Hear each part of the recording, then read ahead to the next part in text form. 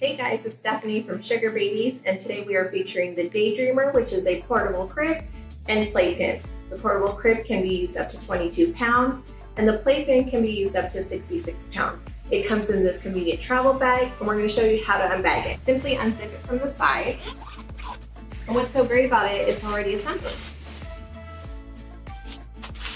Just simply flip the legs out and flip it upright, and it's ready to be used. So this is the portable crib top.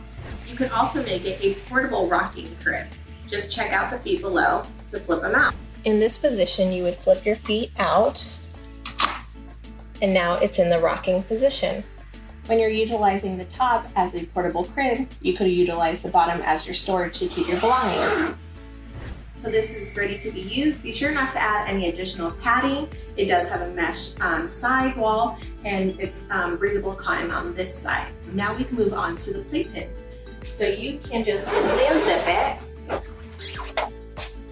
and now it's ready to be used as a playpen. You can use this up to 66 pounds or 24 months.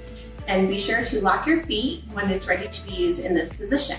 So thanks for checking out this video. It is available on our website or in store. Tell us what you think about it.